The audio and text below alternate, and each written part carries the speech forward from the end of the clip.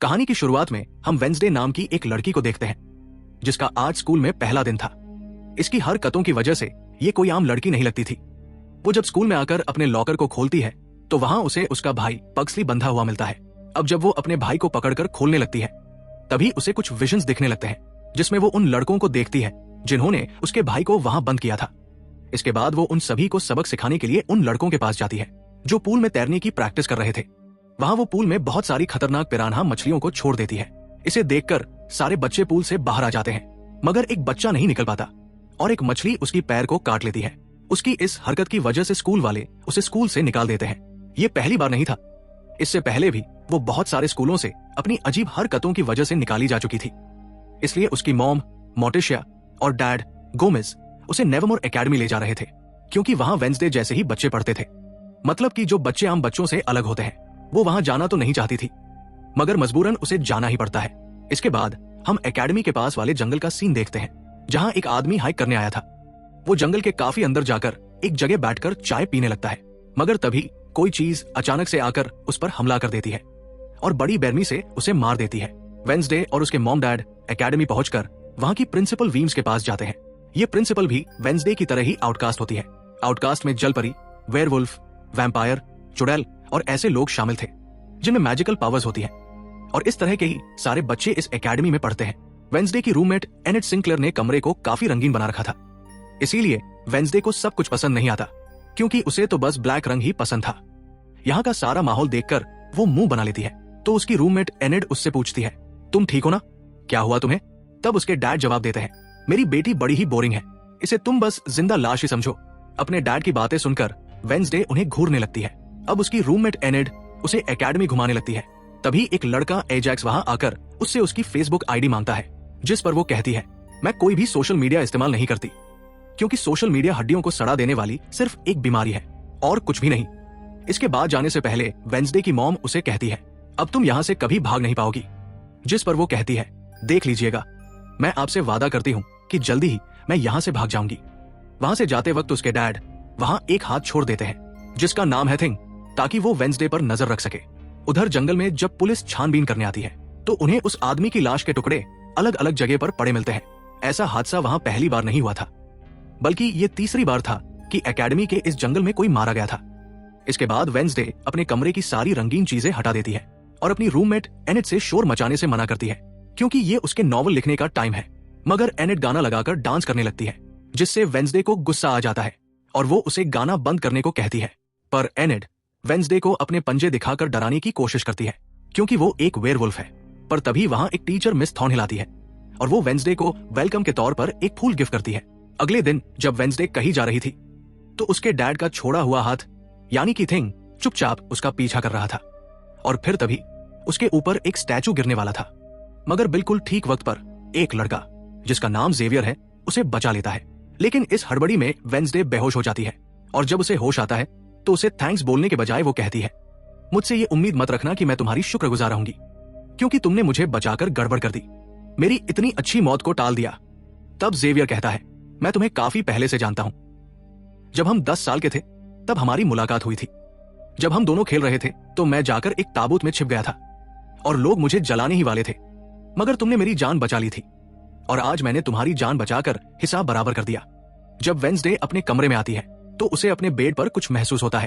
वो जैसे ही बेड को हटाती है तो वहां उस हाथ को देखकर उसे पकड़ लेती है और पूछती है, तुम कौन हो और यहाँ क्या कर रहे हो? जिस पर वो कहता है, मुझे तुम्हारे डैड ने तुम पर नजर रखने को भेजा है, वही मुझे यहाँ छोड़ कर गए हैं। वो उसे कहती है, मगर आज के बाद तुम मेरे लिए काम करोगे वरना मैं तुम्हें हमेशा हमेशा के लिए बॉक्स में बंद कर दूंगी। तो थिंग इस चीज के लिए मान जाता है कि ठीक है, मैं हर तरह से तुम्हारी मदद करूंगा। अगले दिन प्रिंसिपल वीम्स वेंसडे को एक साइकियाट्रिस्ट डॉक्टर वैलेरी के पास ले जाती है क्योंकि उन्हें भी लगता था कि वेंसडे की दिमागी हालत कुछ ठीक नहीं है। मगर वेंसडे वहां कोई बहाना बनाकर थिंग की मदद से खिड़की खोलकर वहां से भाग जाती है। भागते हुए वो एक आदमी से टकरा जाती है जिसके तुरंत बाद उसे विजन आता है जिसमें वो देखती है कि इस आदमी का अभी एक्सीडेंट होने वाला है जिसमें वो मर जाएगा। मगर वो इस बारे में उस आदमी को कुछ नहीं बताती क्योंकि उसे खून खराबा बहुत पसंद था। इसके बाद वो एक रेस्टोरेंट में जाती है जहां उसकी मुलाकात एक टाइलर नाम के वेटर से होती है जो काफी परेशान दिख रहा था क्योंकि उसकी कॉफी मशीन खराब हो गई थी। वेंसडे कहती है, मैं तुम्हारी कॉफी मशीन ठीक कर सकती हूँ।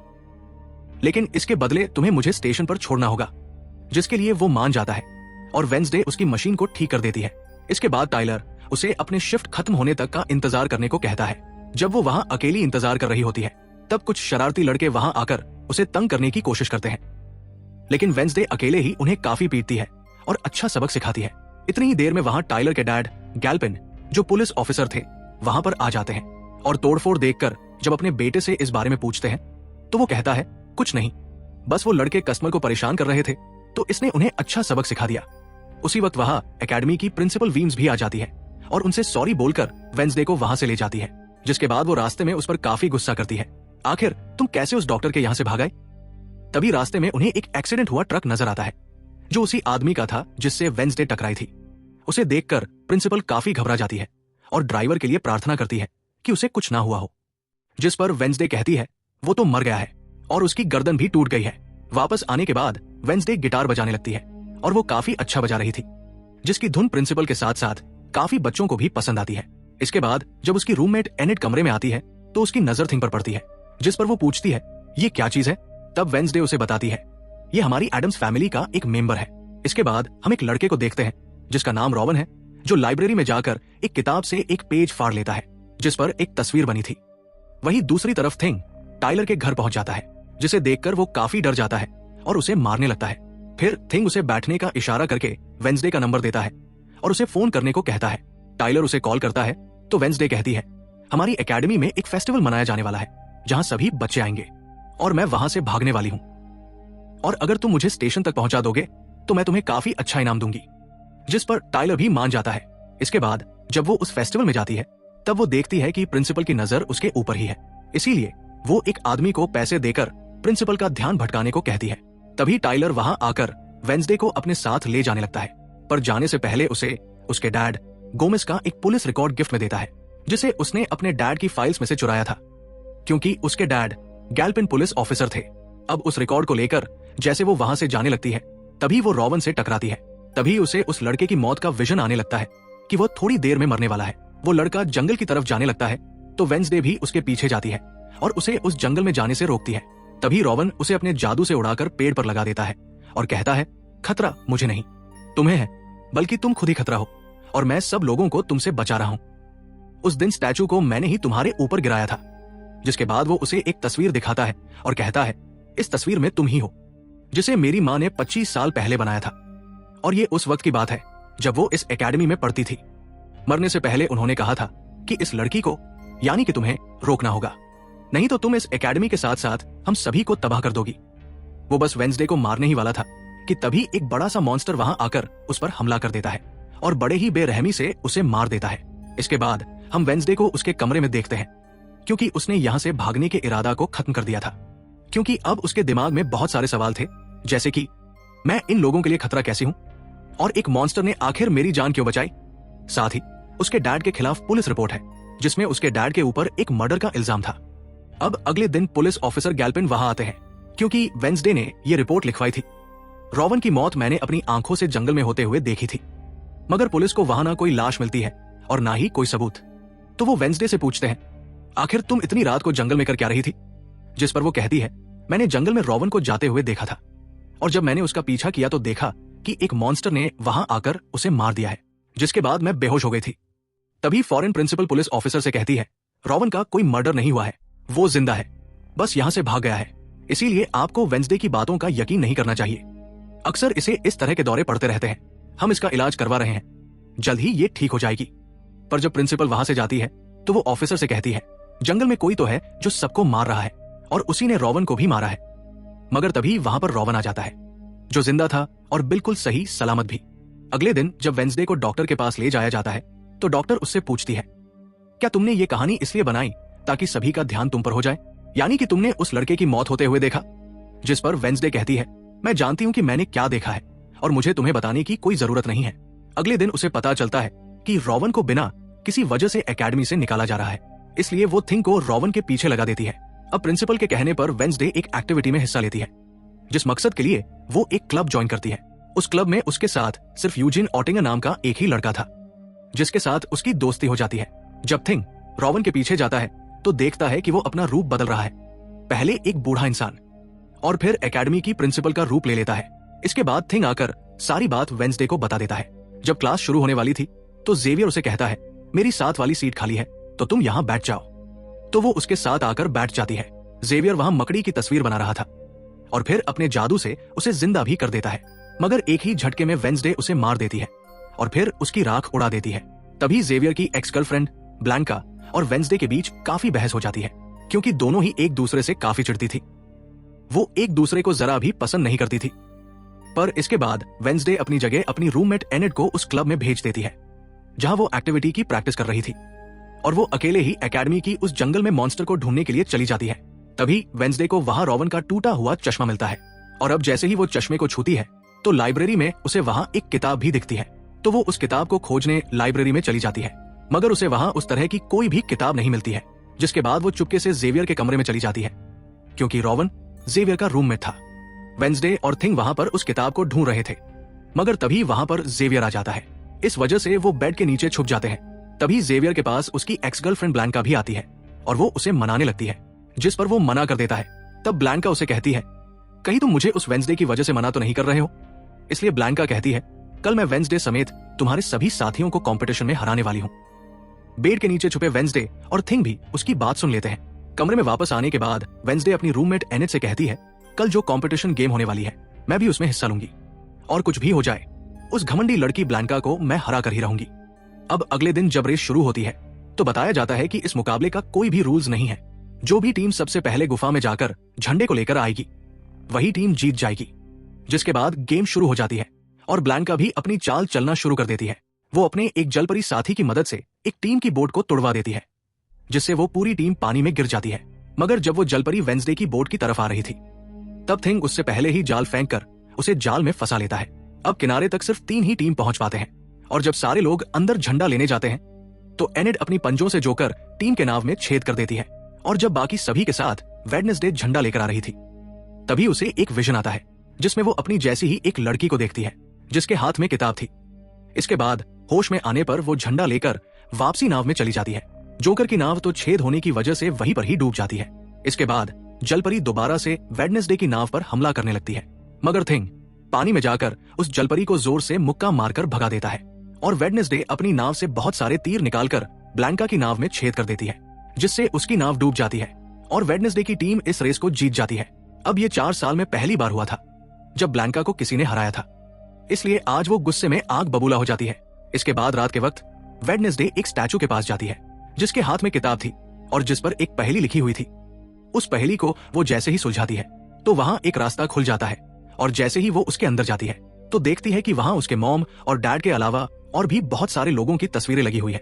उसे वहां वो किताब भी मिल जाती है जिसकी वो तलाश कर रही थी, मगर जैसे ही वो उस किताब को वहां से लेकर जा रही थी तभी अचानक से कोई आकर उस पर हमला कर देता है, जिससे वो बेहोश हो जाती है। और जब उसे होश आता है तो वो देखती है कि उसे कुछ लोगों ने बंदी बनाया हुआ है, जिन्होंने मास्क भी लगाए हुए थे। मगर उनकी आवाज सुनते ही वेडनेसडे उन्हें पहचान लेती है और कहती है, मैंने तुम्हें पहचान लिया है, तुम अपने मास्क हटा सकते हो।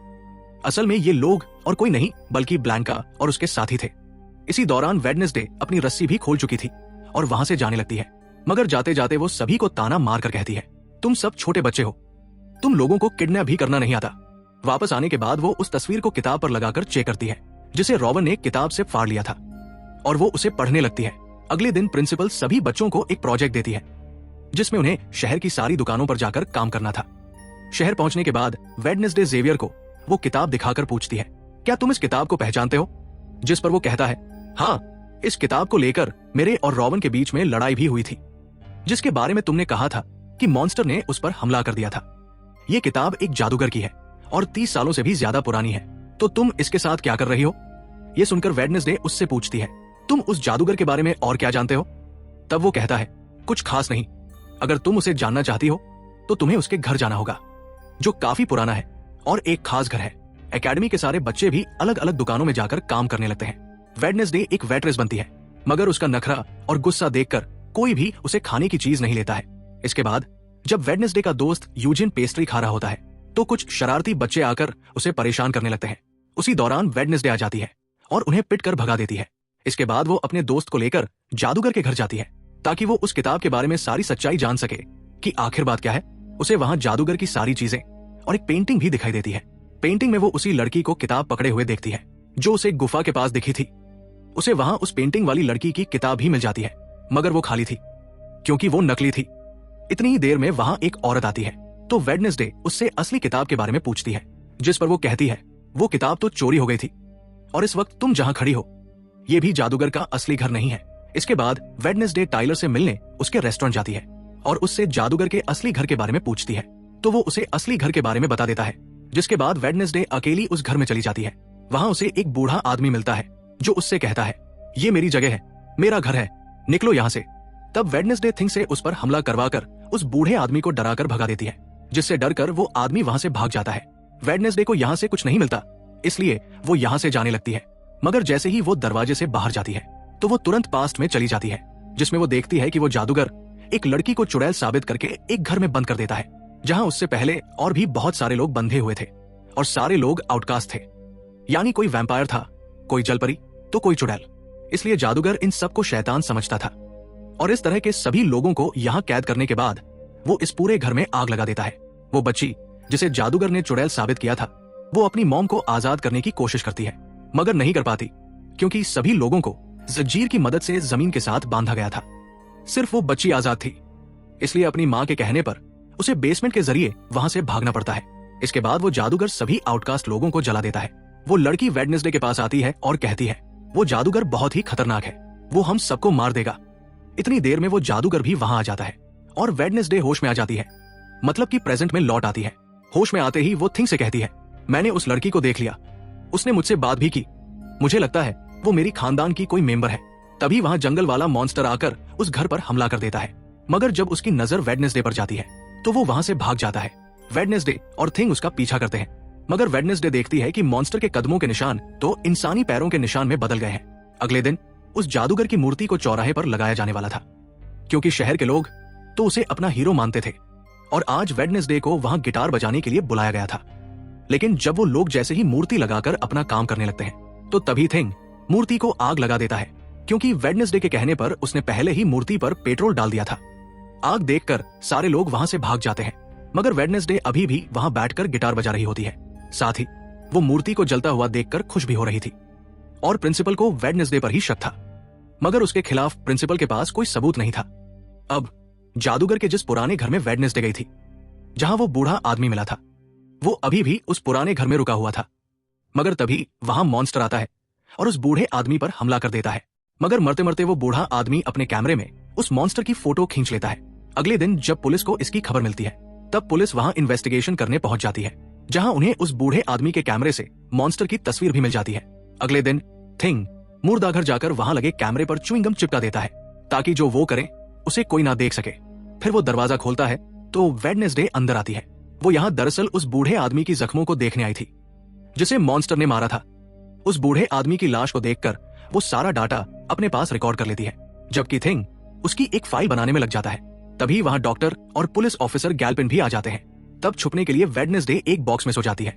जब डॉक्टर उस बॉक्स को खुला हुआ देखते हैं तो तुरंत उसे चेक करते हैं, मगर वेडनेसडे को उसमें पड़ा हुआ देखते हैं तो उन्हें लगता है कि ये भी एक लाश है, इसलिए वो उस बॉक्स को बंद करके वहां से चले जाते हैं। मगर फिर जब थिंग उसे वहां लेने आता है तो वो कहती है, मुझे तंग मत करो प्लीज, मुझे थोड़ी देर और सो लेने दो, मुझे बड़ा मजा आ रहा है। फिर वो अपनी छानबीन से ये पता लगाती है कि वो मॉन्स्टर बॉडी के हिस्से इकट्ठा कर रहा है। इसके बाद जब अगले दिन वो क्लास जाती है तो उसे जेवियर की गर्दन पर किसी के पंजों के निशान दिखते हैं। अब हम जेवियर को एक केबिन से बाहर आता हुआ देखते हैं और क्योंकि वेडनेसडे को उसके जख्मों पर पहले से ही शक था तो वो भी उसका पीछा करते करते वहां चली गई थी। उसे वहां पर बहुत सारे मॉन्स्टर की ड्राइंग्स और तस्वीरें दिखती है। वो एक दो तस्वीर को लेकर जैसे ही वहां से जाने लगती है तो तभी जेवियर उसे देख लेता है और जाने से रोक देता है, मगर वेंसडे उसका ध्यान भटकाने के लिए उससे ये पूछती है, क्या तुम आज रात होने वाली डांस पार्टी में मेरे साथ चलोगे?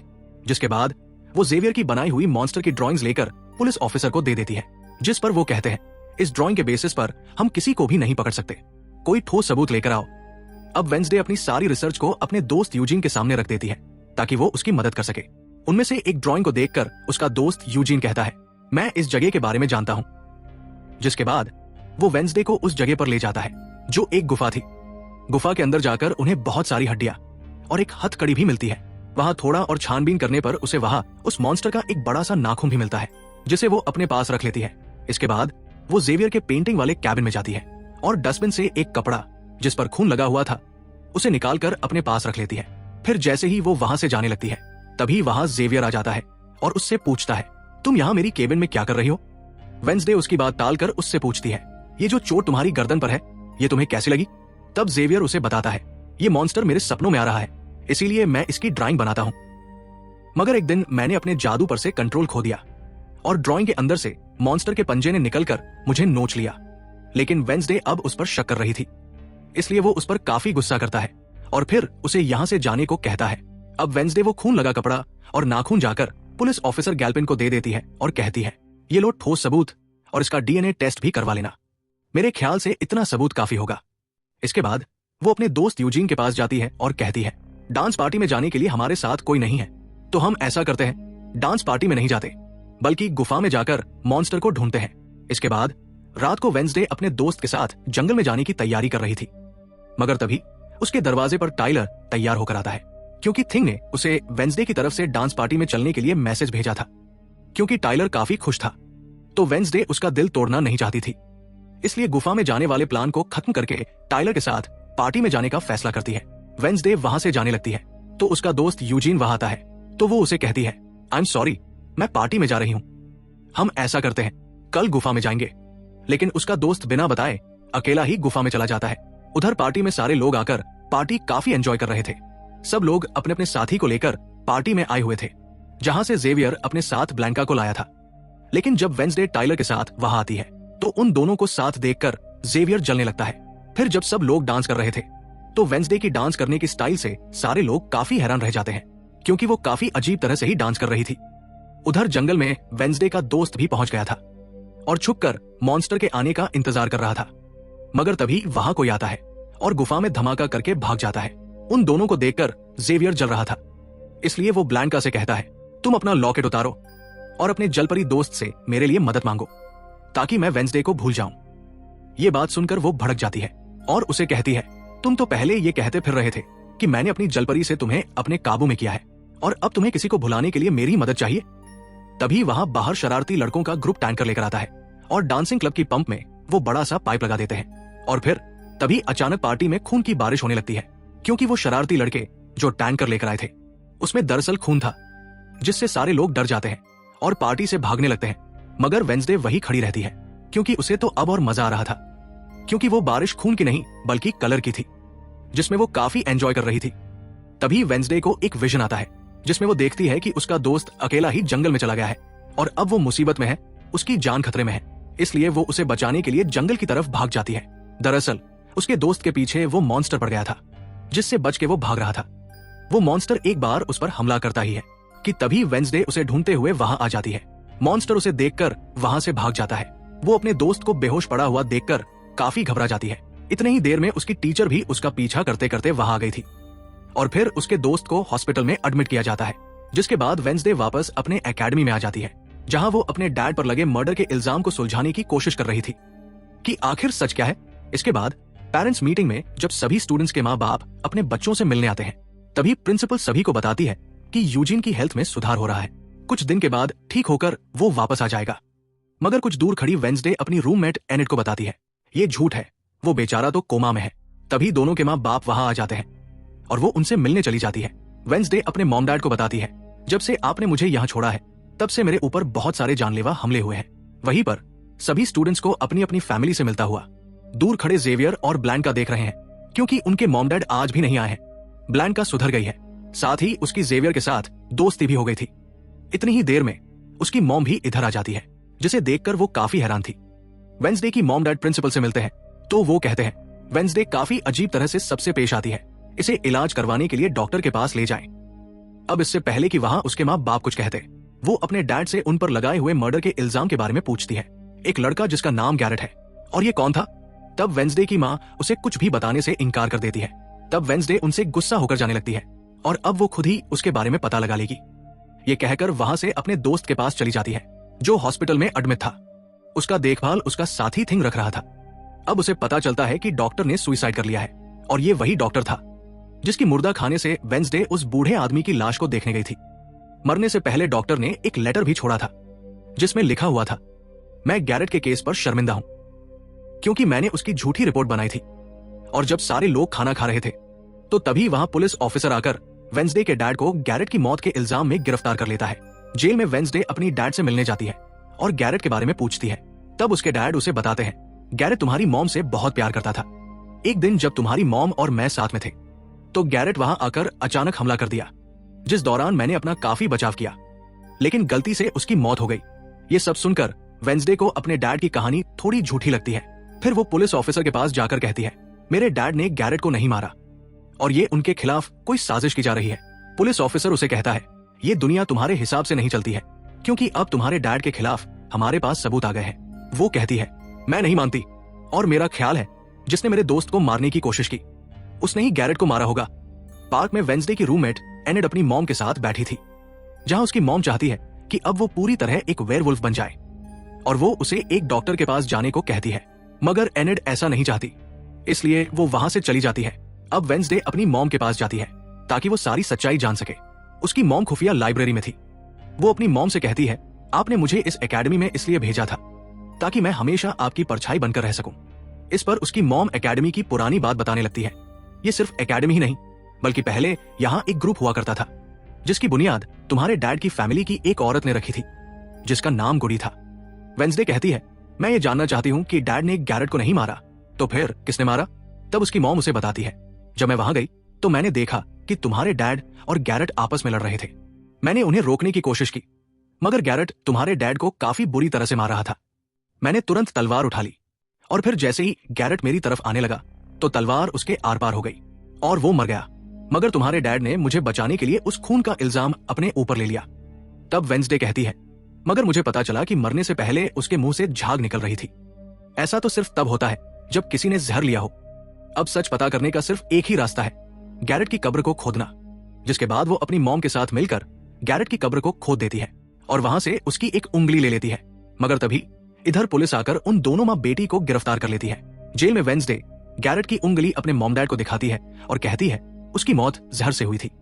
मगर जैसे ही उसके हाथ इस उंगली पर लगते हैं, उसे उस उंगली से रिलेटेड कुछ विजन दिखने लगते हैं, जिसमें वो देखती है कि गैरेट के डैड ने ही उसे जहर दिया था ताकि वो उस पूरे एकेडमी के लोगों के खाने में जहर मिलाकर मार डाले। मगर जब उसकी लड़ाई वेंसडे के डैड से हो रही थी तो जहर की बोतल टूट गई, जिससे सारा जहर गैरेट के अंदर चला गया और उसकी मौत हो गई। इसका मतलब साफ था, वो एकेडमी में सभी को वहां मारने के लिए ही गया था। जेल से छूटने के बाद वेंसडे और उसकी मां दोनों मेयर के पास जाते हैं और वो ये प्रूफ कर देते हैं कि गैरेट की मौत जहर से हुई थी, न कि तलवार से, और मेयर उसके डैड को रिहा कर देता है। इसके बाद वेंसडे अपनी मॉम को बताती है, मुझे बहुत सारे विजन आते हैं। इस पर उसकी मॉम कहती है, ये खासियत हमारी खानदान में है, ये विजन की पावर सबको आती है। अगर ये विजन हमारे कंट्रोल में न रहे तो ये हमें पागल बना सकते हैं। इसीलिए हमारे खानदान के पुराने लोग आकर हमें आसान रास्ता बताते हैं और ट्रेनिंग देते हैं। वेंसडे फौरन बोलती है, जैसे गुडी एडम्स के बारे में आपने बताया था कि वो मेरे डैड की खानदान की है। इस पर उसकी मॉम कहती है, मुझे नहीं पता, पर तुम होशियार रहना, क्योंकि गुडी एडम्स बदला चाहती थी, जिसके चक्कर में वो खुद भी नहीं बच पाई। एकेडमी में सभी के माँ बाप अपने बच्चों से मिलकर जा रहे थे। एनेड अपनी मॉम से कहती है, आप फिक्र मत करना, जब मुझे वेयरवुल्फ बनना होगा मैं बन जाऊंगी। जाने से पहले वेंसडे की माँ उसे एक किताब देती है जो प्रिंसिपल के पास होती थी। वो किताब लेकर वेंसडे प्रिंसिपल के पास जाती है और कहती है, रॉवन को आपने मारा था क्योंकि आप रूप बदल सकती हो और आप ही अपना रूप बदल बदल कर लोगों को मार रही हो। मैं ये बात पुलिस को बता दूंगी। जिस पर प्रिंसिपल कहती है, नहीं, उसे मैंने नहीं मारा, बल्कि वो तो अपनी पावर्स पर से कंट्रोल खो बैठा था और उसी दिन उसने तुम्हें मारने की भी कोशिश की थी। इनकी बातों के दौरान इन्हें बाहर से शोर सुनाई देता है। ये चेक करने जब वो दोनों वहां जाती है तो दोनों देखते हैं कि किसी ने ग्राउंड में आग से फायर विल रेन लिखकर डराने की कोशिश की है। इसके बाद वेंसडे अपने चारों तरफ कैंडल्स जलाकर गुडी को बुलाने की कोशिश कर रही थी, मगर तभी उसकी रूममेट एनेड वहां आ जाती है। उसी दौरान उसे कोई अनजान लेटर भेजता है जिसमें कोई उसे गुफा में मिलने बुलाता है। जब वेंसडे अपनी रूममेट एनेड के साथ वहां जाती है तो गुफा के अंदर जाने के बाद उसे एहसास होता है कि यहाँ कोई और भी है। यहाँ दरअसल जेवियर और उसके साथी थे जो वेंसडे को सरप्राइज देना चाहते थे क्योंकि आज उसका बर्थडे था। यहाँ वेंसडे को एक लाइन लिखी हुई दिखती है जिस पर लिखा था, जब मैं लौटूंगा तो शोले बरसेंगे। वो इसे जैसे ही छूती है तभी उसे एक विजन आता है जिसमें वो उसी लड़की से मिलती है जो अक्सर उसे नजर आया करती थी, और ये कोई और नहीं बल्कि गुडी थी। वो वेंसडे को एक घर दिखाकर कहती है, अगर तुम्हें उस जादूगर के बारे में जानना है तो तुम्हें इस घर को ढूंढकर यहां आना होगा। इसके बाद जब वो सुबह ग्राउंड में खड़ी उस लाइन को देख रही थी जहां आग से कुछ लिखा था, तभी उसके पास जेवियर आता है, जिससे वो बात नहीं करती क्योंकि वो नाराज थी। उसे लग रहा था कि हो ना हो जेवियर ही वो मॉन्स्टर है। फिर वो अपने दोस्त के पास हॉस्पिटल जाती है जो अभी भी बेड पर था और उसकी हालत अभी भी खराब थी, इसलिए वो उससे कोई बात नहीं कर पाती है। फिर वेंसडे टाइलर से मिलने जाती है और उससे वो उस घर की तस्वीर दिखाकर पूछती है, क्या तुम इस जगह के बारे में जानते हो? जिस पर वो मना कर देता है। अब यहां तो उसका काम नहीं हुआ, इसलिए वो उस तस्वीर को लेकर जेवियर के पास जाती है और उससे भी वही सवाल करती है, क्या तुम इस जगह के बारे में जानते हो? मगर तभी उसकी नजर उसी घर की पेंटिंग पर जाती है जो जेवियर ने पहले से बनाई हुई थी, जिस पर वो बताता है, ये घर मेरे सपने में आई थी तो मैंने इसे बना दिया। अच्छी बात यह थी कि वो इस जगह के बारे में जानता भी था। तब वो उससे उस घर का पता लेकर वेंसडे वहां पहुंच जाती है जहां मेयर पहले से मौजूद था। इसका मतलब कि वो जानता था असली कातिल कौन है। तो वेंसडे उसकी गाड़ी में छुप जाती है, मगर जैसे मेयर की गाड़ी शहर में पहुंचती है और वो रोड पर जाता है तो कोई उसे ठोक देता है, जिससे मेयर काफी जख्मी हो जाता है। इसके बाद वेंसडे जेवियर और अपनी रूममेट एनेट के साथ उसी घर में आती है। उसे यहाँ ऐसा महसूस होता है जैसे कोई इधर रह रहा है, क्योंकि कैंडल्स गर्म थी और एक कमरा बिल्कुल साफ था। इतने ही देर में वो मॉन्स्टर भी वहां आ जाता है। ये लोग देखते हैं कि जिन जिन लोगों पर मॉन्स्टर ने हमला किया था उनके बॉडी पार्ट्स यहाँ पर पड़े हुए हैं। वेंसडे अपने दोस्तों को मॉन्स्टर से बचाना चाहती थी, इसलिए वो उन्हें वहां से ले जाती है। उसी दौरान टाइलर घायल हो जाता है तो वो उसके घर जाती है जहां उसके डैड वहां आ जाते हैं जो पुलिस ऑफिसर थे। वेंसडे उनसे कहती है, मैं आपको कुछ दिखाना चाहती हूँ। वो जब उन्हें उस घर में ले जाती है तो वहां पर कुछ भी नहीं था, मतलब वहां पर जो भी चीजें थी वो सब गायब हो चुकी थी, जिससे पुलिस ऑफिसर को गुस्सा आ जाता है और वो कहते हैं, आज के बाद तुम मेरे बेटे से नहीं मिलोगी। इसके बाद जब वेंसडे एकेडमी आती है तो वहां प्रिंसिपल उसे कहती है, मैंने तुम्हें कहीं भी जाने से मना किया था, मगर तुमने मेरी बात ना मानकर अच्छा नहीं किया। वेंसडे कहती है, मैं सच का पता लगाने गई थी, इसलिए मैं माफी नहीं मांगूंगी, मैंने कुछ गलत नहीं किया है। जिसके बाद वो प्रिंसिपल को एक पेंटिंग भी दिखाती है जिसमें वो जादूगर था और वेंसडे खुद भी थी। वेंसडे बताती है, इसलिए रॉवन मुझे मारना चाहता था क्योंकि उसे लग रहा था कि एकेडमी के लिए मैं खतरा हूं, मगर खतरा, दुश्मन, कातिल तो कोई और ही है, जबकि मैं तो इस एकेडमी और सबको बचाना चाह रही हूं, तो मुझे एक मौका मिलना चाहिए। प्रिंसिपल उसे कहती है, नहीं, तुम कहीं नहीं जाओगी और अगर आगे से ऐसी कोई भी गलती की तो तुम्हें एकेडमी से निकाल दूंगी। और वहां से वो ये कहकर चली जाती है। इसके बाद जब वो अपने रूम में जाती है तब वो देखती है कि एनेड अपना सामान पैक कर रही है क्योंकि वो यहां से जा रही है। वो गुस्से में वेंसडे से कहती है, तुम्हें तो सिर्फ अपना ही काम निकलवाना आता है, इसके लिए तुम्हारे दोस्तों की जान ही क्यों न चली जाए। आज वो अजीब सा मॉन्स्टर हमें भी मार देता। जिसके बाद वो वहां से चली जाती है। अब वेंसडे बिल्कुल अकेली रह गई थी, इसलिए वो कमरे में एक जगह बैठकर उस बॉक्स को देखने लगती है जिसे वो उस जादूगर के घर से चुरा कर लाई थी। उसे बॉक्स के नीचे एक खत मिलता है जिसमें वेंसडे की अपनी ही बहुत सारी तस्वीरें होती है, जिसे देख वो कहती है, मेरी एडम्स फैमिली, वो जादूगर, वो मॉन्स्टर और मैं शायद किसी ना किसी तरीके से जुड़े हुए हैं। और जब ये बात मेयर को पता चली तो किसी ने उसे मारने की कोशिश की, लेकिन अब मेयर की मौत हो चुकी है और जब उसे दफनाया जा रहा था तब वेंसडे वहां आ जाती है और सोचने लगती है कि कातिल यहां आए लोगों में से कोई है। मगर तभी उसे जंगल में कोई दिखता है, जिसके बाद वो पीछा करती है तो उसे पता चलता है कि वो और कोई नहीं बल्कि उसके अंकल फेस्टर है। उसके अंकल बताते हैं कि मेरे ऊपर चोरी का इल्जाम है, इसलिए मुझे छुप कर रहना होगा। तब वेंसडे उन्हें एक कैबिन में छुपा देती है और उस मॉन्स्टर की ड्राइंग दिखाकर अपने अंकल से उस मॉन्स्टर के बारे में पूछती है, क्या आप इसके बारे में कुछ जानते हैं? जिस पर वो कहते हैं, मैं ज्यादा कुछ तो नहीं जानता, अगर तुम्हें इसके बारे में जानना है तो तुम्हें उस सीक्रेट लाइब्रेरी में जाना होगा जहां एक लॉकर में एक डायरी है जिसमें इस मॉन्स्टर के बारे में सब लिखा है। इसके बाद वेंसडे आधी रात को उस लाइब्रेरी में जाती है जहां जेवियर पहले से मौजूद था। तभी वो उसे कहती है, जहां जहां मॉन्स्टर से हमला हुआ है वहां तुम पाए गए हो, तो होना हो मॉन्स्टर तुम ही हो। मगर जेवियर उसकी बात को अनसुना करके वहां से चला जाता है। तभी वहां उसके अंकल आते हैं और ये मिलकर डायरी को ढूंढ लेते हैं जिसमें इस मॉन्स्टर के बारे में सब कुछ लिखा था कि ये मॉन्स्टर किसी के कंट्रोल में भी आ सकता है और फिर बस ये अपने मालिक की कहने पर ही काम करता है। इसके बाद वेंसडे रात के वक्त वो अपने साथी थिंग को कहती है, मैं टाइलर से मिलने जा रही हूं, तब तक तुम मेरी डायरी का ख्याल रखना। इसके बाद जब वो टाइलर के पास जाती है तो उसने वेंसडे के लिए एक गुफा को डेकोरेट करके रखा था क्योंकि वो उसे पसंद करता था। वापस आने के बाद वेंसडे देखती है कि उसके कमरे का सारा सामान बिखरा पड़ा है और वो डायरी भी गायब थी। साथ ही साथ उसके दोस्त थिंग को किसी ने घायल कर दिया है। उसे देखने के बाद वो घबरा जाती है, जिसके बाद वो उसको लेकर जल्दी से अपने अंकल के पास आती है और दुखी होती हुई अपने अंकल से कहती है, थिंग को वापस से जिंदा कर दो उसके अंकल बार बार थिंग को बिजली का झटका देकर उसे जिंदा कर देते हैं और वो उससे पूछती है, तुम पर हमला किसने किया था? जिस पर इशारों से वो बताता है, मैंने नहीं देखा क्योंकि हमला पीछे से हुआ था। वेंसडे अब बहुत ज्यादा गुस्सा हो जाती है और कहती है, इसके पीछे जो भी है अब मैं उसे पकड़ कर ही रहूंगी। इसके बाद वो प्रिंसिपल को आकर कहती है, किसी ने मेरे कमरे में तोड़फोड़ कर दी है, साथ ही साथ उस डायरी को भी चुरा कर ले गया है। तब प्रिंसिपल कहती है, वो डायरी तो गुप्त लाइब्रेरी में थी, तो तुम्हारे पास कैसे आई? तुम ऐसी हरकतें मत करो जिससे एकेडमी को बंद करना पड़े, और ऐसा मैं होने नहीं दूंगी। फिर अगली सुबह वेंसडे जब एकेडमी में कहीं जा रही थी, तभी उसके दोस्त उसे बताते हैं कि गैरेट, जिसकी मौत का इल्जाम तुम्हारे डैड पर था, उसकी मॉम को किसी ने डुबाकर मारा था और मरने से पहले उनकी सारी प्रॉपर्टी एक डॉक्टर ने हथिया ली थी। डॉक्टर का नाम सुनकर वेंसडे को उस साइकियाट्रिस्ट पर शक होता है, इसलिए वो सीधा उसके पास जाती है और कहती है, मैं जानती हूं आपके अंदर गैरेट की मॉम की आत्मा है जो सबसे अपनी मौत का बदला लेना चाहती है, और अब बस कर दो, तुम्हारा खेल खत्म हुआ। इसके बाद वो वहां से चली जाती है। ये सारी बातें सुनकर डॉक्टर को जरा भी समझ नहीं आता कि वो क्या बोल रही थी, इसलिए वो प्रिंसिपल को कॉल करती है और कहती है, वेंसडे आई थी और उसका बिहेवियर काफी अजीब था और उल्टी उल्टी बातें कर रही थी। तभी वो मॉन्स्टर वहां आकर उस डॉक्टर पर हमला करके उसे मार देता है। अब डॉक्टर तो मर गई थी, इसीलिए वेंसडे की शक की सुई अब जेवियर पर आ जाती है, इसलिए वो उससे मिलने उसके केबिन में जाती है। वहां उसे मरे हुए लोगों का सामान भी मिलता है, जिससे उसका शक और पक्का हो जाता है। तभी उधर पुलिस भी आकर जेवियर को पकड़ लेती है, क्योंकि पुलिस को यहाँ वेंसडे ने बुलाया था। फिर जब वेंसडे कमरे में आती है तो उसकी रूममेट एनेट वापस आ गई थी और कहती है, तुम्हारा और मेरा कोई ताल्लुक है, मैं तुम्हारे साथ रहना चाहती हूँ, मैंने तुम्हें और हाथ को बहुत याद किया। फिर इसके बाद वेंसडे टाइलर के पास जाती है और वो उसे किस करती है, क्योंकि वो उसे पसंद करती है। तभी उसे विजन्स आने लगते हैं, जिसमें वो जान जाती है कि वो मॉन्स्टर कोई और नहीं बल्कि टाइलर ही है। मगर फिलहाल वो उसे कुछ नहीं कहती है और उसे अकेले एक सुनसान जगह पर लाकर कहती है, जेवियर को तो फंसाया जा रहा है, जबकि असली मॉन्स्टर तो तुम ही हो। मगर वो बार बार इसके लिए मना करता है।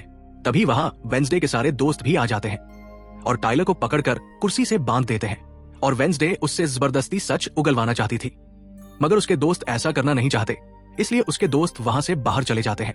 जैसे ही वो टाइलर को मारने के लिए आगे बढ़ती है, तभी उसके डैड वहां आ जाते हैं और वेंसडे को गिरफ्तार कर लेते हैं। लेकिन वो फिर भी उन्हें कहती है कि असली कातिल आपका बेटा है और वही मॉन्स्टर है, मगर वो उसकी एक भी बात नहीं सुनते। जब वो वहां से जा रही थी तो टाइलर उसके पास आकर कहता है, अभी तो और भी बहुत कुछ होना बाकी है। इसके बाद प्रिंसिपल भी वेंसडे को कहती है, तुमने अपनी सारी हदें पार कर दी, इसीलिए तुम्हें अकादमी से निकाला जा रहा है। लेकिन वेंसडे अभी भी बार बार एक ही बात कह रही थी, टाइलर ही असली मॉन्स्टर है। मगर फिर भी प्रिंसिपल उसकी बात नहीं सुनती है और जाने को कहती है। आखिरी बार जाने से पहले वो जेवियर से मिलने जाती है, जो उसके कारण जेल में बंद था और नाराज भी था, क्योंकि वेंसडे ने उसे पुलिस के हवाले किया था। हालांकि वो उसे बताती भी है कि मॉन्स्टर टाइलर है और उसने मेरी जरिए तुम्हें फंसाया है। वो उसकी एक नहीं सुनता और कहता है कि सारे मुसीबत की जड़ तुम हो, अगर तुम ये एकेडमी छोड़ के चली जाओगी तो कुछ भी गलत नहीं होगा। ये बात सुनने के बाद वो एक सेकंड भी नहीं रुकती और वहां से चली जाती है। वो अपने कमरे में आकर अपना सारा सामान पैक करती है, जिसके बाद वो सभी से आखिरी मुलाकात करती है। सबसे आखिर में वो अपने दोस्त से मिलने हॉस्पिटल में जाकर कहती है, मैं तो जा रही हूँ, तुम अपना ख्याल रखना और बाहर मत निकलना, बाहर मॉन्स्टर हो सकता है। और उस दिन गुफा में धमाका करने वाला और कोई नहीं बल्कि प्रिंसिपल ही थी। जिस पर वो कहता है, नहीं, धमाका करने वाले के जूते लाल थे, जबकि प्रिंसिपल लाल जूते नहीं पहनती। ये बात सुनकर वेंसडे को पता चल जाता है कि असली कातिल कौन है। इसके बाद वो अपनी टीचर थॉर्नहिल के पास जाती है, जिसे सब पसंद करते थे, और कहती है, बाकी लोग तो बिना वजह मारे गए हैं, जबकि असली कातिल तो तुम ही हो। तुमने ही टाइलर को अपने कंट्रोल में करके उसे मॉन्स्टर बनाया और धीरे धीरे उसे अपना गुलाम बना लिया, अपने इशारों पर लोगों को इसके जरिए मरवाया। तभी वहां टाइलर भी आ जाता है, जिससे थॉर्नहिल कहती है, जल्दी करो, वेंसडे को मार दो। लेकिन दरअसल वो टाइलर नहीं था बल्कि प्रिंसिपल थी, रूप बदलकर यहां पर आई थी। और अब थॉर्नहिल प्रिंसिपल के गले में जहर का इंजेक्शन लगाकर मार देती है, जिससे प्रिंसिपल बेचारी मर जाती है। जिसके बाद वो वेंसडे को भी बांधकर जादूगर की गुफा में ले आती है। गुफा में आकर वेंसडे को पता चल जाता है कि जिन मारे हुए लोगों के बॉडी पार्ट्स को इकट्ठा किया गया था, वो दरअसल जादूगर को दोबारा से जिंदा करने के लिए था। तभी यहाँ थॉर्नहिल वेंसडे को बताती है, जब गुडी एडम्स ने जादूगर को मारा था, तब गुडी ने अपने खून से जादूगर की कब्र पर एक ताला लगा दिया था, और अब जादूगर को जिंदा करने के लिए हमें गुडी की फैमिली, मतलब एडम्स फैमिली के किसी इंसान का खून चाहिए, और साथ ही पूरे चांद की रात भी होनी चाहिए। और जादूगर को जिंदा करने के लिए हमें अब ये सुनहरा मौका मिल गया है, क्योंकि एडम्स फैमिली से तुम हो और अब तुम्हारा खून लेंगे। और आज पूरा चांद की रात भी है, इसके बाद थॉर्नहिल वेंसडे के हाथ पर कट लगा देती है, जिससे उसका खून निकलने लगता है। फिर वो उसके खून से जादूगर की कब्र का ताला खोल देती है और फिर अगले ही पल जादूगर भी जिंदा होकर अपनी कब्र से बाहर आ जाता है। बाहर आते ही वो वेंसडे को चाकू मार देता है, जिससे वो जख्मी हो जाती है। इसके बाद वो एकेडमी को खत्म करने के लिए चला जाता है। अब तभी वहां गुडी एडम्स आती है और वेंसडे को बिल्कुल ठीक कर देती है और कहती है, मैंने तुम्हें ठीक तो कर दिया है, मगर अब के बाद मैं तुम्हें नजर नहीं आऊंगी। इसके बाद जब वेंसडे जंगल के रास्ते से जा रही थी तो तभी उसके सामने टाइलर आ जाता है। उसे थॉर्नहिल कंट्रोल कर रही थी, इसीलिए वो मॉन्स्टर बनकर उस पर हमला कर देता है। वो बस उसे मारने ही वाला था कि तभी वहां एक वेयरवुल्फ आ जाती है, जो और कोई नहीं बल्कि उसकी रूममेट एनिट थी, जो आज पहली बार वेयरवुल्फ बनी थी, वो भी सिर्फ वेंसडे को बचाने के लिए। इसके बाद वहां उस मॉन्स्टर और वेयरवुल्फ के बीच काफी खतरनाक लड़ाई होती है, जिसमें वेयरवुल्फ उस मॉन्स्टर पर भारी पड़ रही थी। उसी दौरान वेंसडे उस जादूगर से लड़ने और रोकने के लिए एकेडमी में आ जाती है और उसे बचाने के लिए जेवियर भी पहुंच जाता है। अब जैसे ही वो जादूगर जेवियर को मारने वाला था कि तभी सामने वेंसडे आ गई थी और जेवियर को बचा लेती है, मगर वो खुद भी जख्मी हो जाती है। वो जेवियर को कहती है, तुम यहां से जाओ और बाकी अकादमी वालों को बाहर निकालो, क्योंकि ये हम सभी आउटकास्ट वालों को मार देगा। जिसके बाद वो तलवार की मदद से उस जादूगर से लड़ती है, मगर जादूगर काफी ताकतवर था, इसीलिए वो उसके सामने नहीं टिक पाती। वो बस उसे मारने ही वाला था कि तभी ब्लैंका आकर जादूगर का ध्यान भटका देती है, जिस दौरान मौका पाते ही वेंसडे उस तलवार के एक टुकड़े को जादूगर के दिल के आर पार कर देती है, क्योंकि गुडी ने ही उसे ऐसा करने को कहा था। जिसके बाद जादूगर एक बार फिर से मर जाता है और राख बनकर उड़ जाता है और उस जादूगर के मरते ही यहाँ पर थॉर्नहिल आ जाती है और उसके हाथ में गन थी, जिसे वो वेंसडे पर तान देती है क्योंकि वो उसे मारना चाहती है। मगर तभी यहाँ वेंसडे का दोस्त भी आ जाता है, जिसके पास बहुत सारी मधुमक्खियां थी, और उन सभी मधुमक्खियों को वो थॉर्नहिल के ऊपर छोड़ देता है, जिससे उसका भी काम तमाम हो जाता है।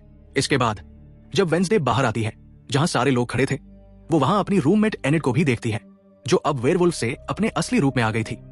यहाँ वो दोनों पहली बार गले मिलती है, मगर अजीब है कि वेंसडे को अब कोई भी विजन्स नहीं आ रहे थे। कुछ वक्त के बाद वेंसडे अपना नॉवल भी पूरा कर लेती है, मगर वो इसका एंड नहीं करती और आगे बस एक क्वेश्चन मार्क छोड़ देती है। अब वो जेवियर से मिलने जाती है, जहां वो उसे गिफ्ट देता है, जिसमें मोबाइल था। वो इस गिफ्ट को ले तो लेती है, मगर कुछ नहीं कहती और वहां से चली जाती है। फिर जब वो अपनी गाड़ी में थी तो उसके पास एक मैसेज आता है, जिसमें उसकी कुछ तस्वीरें थी और साथ ही ये मैसेज भी था, मैंने तुम पे नजर रखी हुई है। जिससे वो सोच में पड़ जाती है कि थॉर्नहिल तो मर गई है, मगर अब उसके बाद कौन है जो ये सब कर रहा है। इसी सोच में वो अपने घर के लिए निकल जाती है। इसके बाद हम पुलिस की गाड़ी को देखते हैं, जिसमें टाइलर को बांधकर कहीं ले जा रहे थे, क्योंकि उन्हें भी पता चल गया था कि टाइलर ही असली मॉन्स्टर है और उसे तो बस कोई कंट्रोल करता है। मगर तभी अचानक से टाइलर दोबारा मॉन्स्टर बन जाता है और सभी पुलिस वालों को मार देता है। इसका मतलब यह था कि थॉर्नहिल की तरह अभी भी कोई है जो इसे कंट्रोल कर रहा है और वो इसके जरिए लोगों को मरवाता रहेगा। और ये अनजान इंसान वही हो सकता है जिसने वेंसडे को मैसेज किया है। अभी भी कोई है जो एकेडमी को बंद करवाने में लगा है और मॉन्स्टर के जरिए कत्ल होना आम ही रहेगा। और इसी के साथ ही ये सीरीज खत्म हो जाती है।